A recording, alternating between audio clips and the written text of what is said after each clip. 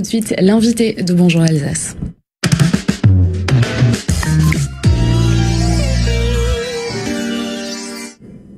Quel bilan pour la sécurité dans le Bas-Rhin? L'année dernière, la préfecture a présenté ses chiffres pour 2022. Hier, augmentation des atteintes aux personnes, baisse des violences intrafamiliales. On en parle avec notre invité, secrétaire adjoint Grand Est du syndicat Alternative Police qui est affilié à la CFDT. Bonjour Sylvain André. Bonjour.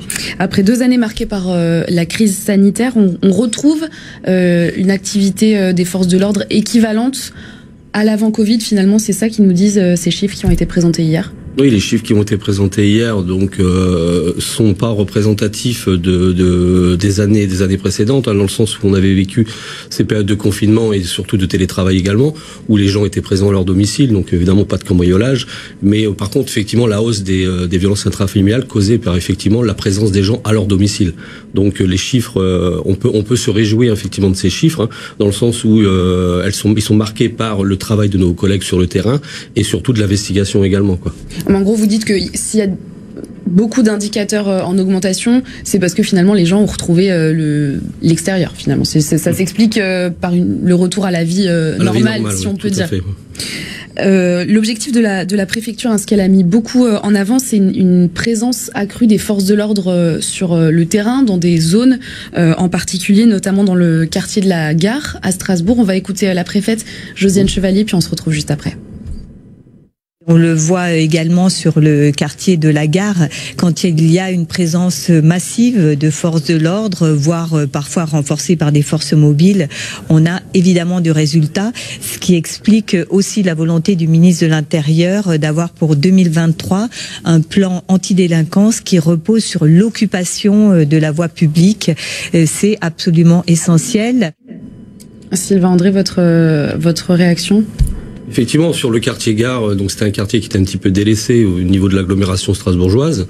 La présence policière au quotidien, les arrivées massives de forces de l'ordre sur ce quartier a permis effectivement de démanteler énormément de trafic de stupéfiants et de mettre fin à certaines incivilités, quoi. La présence dans les rues, les patrouilles, les contrôles, plus 30% environ pour le quartier Gare, ça reste quelque chose de dissuasif, d'efficace. Oui, la présence policière permet de dissuader et permet effectivement de remettre de l'ordre public, quoi. Et ça veut dire aussi plus de contrôle, plus de travail aussi, j'imagine, pour les forces de l'ordre qui travaillent à Strasbourg. Oui, tout à fait. Je veux dire, donc, ce qui implique effectivement une présence policière sur le terrain, implique effectivement derrière un travail judiciaire donc en termes d'investigation, sachant qu'à l'heure d'aujourd'hui, sur l'investigation, nous avons quand même une perdition. Nos collègues sont submergés en termes de procédures. Bon, effectivement, la présence policière sur le terrain amène effectivement des complications derrière en termes de gestion judiciaire, quoi. Il y a eu aussi la création de 2 brigades spécialisées de terrain. Quel est leur rôle et où est-ce qu'elles travaillent ? Alors les brigades spécialisées de terrain donc travaillent essentiellement sur les quartiers de la reconquête républicaine, donc Méno, Neuhof avec l'extension d'Elzo annoncée par le ministre le 15 janvier 2021, et également sur les QRR donc de Cronenbourg et d'Haute-Pierre, donc des quartiers exclusivement sensibles où un trafic de stupes est fortement présent et également beaucoup d'incivilité et de dégradation, quoi. L'autre grosse priorité de la préfecture du Bas-Rhin, c'est aussi celle du ministère de l'Intérieur, c'est la lutte contre les rodéos urbains. Il y a eu 646 opérations l'an passé dans le Bas-Rhin, c'est 580% de plus qu'en 2021, encore une fois, puisque les chiffres ne sont pas comparables. Est-ce que ça suit aussi en termes de moyens pour vous, policiers, forces de l'ordre ? Alors les rodéos urbains, c'est effectivement une grosse complication pour nous en termes de gestion opérationnelle, dans le sens où je vous rappelle que la poursuite est fortement interdite et que c'est les engins motorisés dans ces quartiers, généralement ça part en refus d'obtempérer. Compliqué pour mes collègues effectivement de pouvoir prendre en compte ces rodéos, mais néanmoins avec les nouvelles technologies qui vont être mises en place, en l'occurrence les drones, je veux dire qui vont pas tarder à arriver dans les services, effectivement ça pourra montrer une certaine efficacité. Mais je vous rappelle qu'également aussi ces rodéos engagent effectivement des procédures judiciaires derrière, et ça complique les choses avec la gestion des dossiers de violence intrafamiliale, plus effectivement les dossiers de lutte contre anti-rodéo. Effectivement ça noie effectivement l'investigation au sein des commissariats, quoi. Alors vous évoquez les violences intrafamiliales qui sont en baisse, après une forte augmentation pendant les confinements. Ça c'est une forme de satisfaction pour vous, de soulagement? Oui, alors les chiffres lors des confinements, effectivement la présence des gens à domicile ou d'ailleurs d'ailleurs, on avait alerté à plusieurs reprises quand même les autorités préfectorales et même ministérielles de la présence effectivement des enfants à domicile et puis des femmes à domicile, puisque c'est généralement lié aux femmes, hein, ces violences intrafamiliales. 73% des victimes sont des femmes. Effectivement, c'était une complication, effectivement, d'avoir tous ces gens à domicile. Néanmoins, la prise en compte de cette thématique est quand même une priorité du ministère de l'Intérieur et on s'en réjouit, puisque, je veux dire, à l'heure d'aujourd'hui, il est plus hors de question qu'une femme se fasse battre à son domicile par son mari, quoi.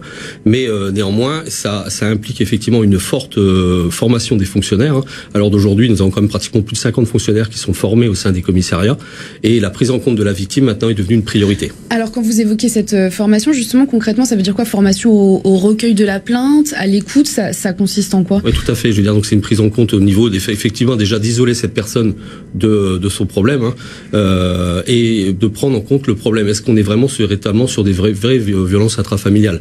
Puisque, je veux dire, on a parfois malheureusement des fausses déclarations, hein, je veux dire, mais généralement le questionnaire qui est mis en place à l'heure d'aujourd'hui permet effectivement d'identifier le problème et d'agir rapidement, quoi. Ça veut dire qu'il y a un protocole qui a évolué ces dernières années? Oui. C'est devenu une thématique prioritaire. C'est devenu pour mes collègues effectivement le dossier chaud et brûlant. Et à l'heure d'aujourd'hui, vous n'avez plus une femme qui se présente dans un commissariat sans être pris en compte, quoi. Et j'allais dire aussi l'accueil au sein même du commissariat, ça a été beaucoup dénoncé par des associations féministes, que ce soit dans des bureaux de plainte juste à côté d'une autre personne qui vient déposer une plainte, ou dans un couloir entre guillemets. Ça aussi, la logistique du fonctionnement des commissariats, elle a été repensée pour ces plaintes qui sont particulières et douloureuses, on le sait.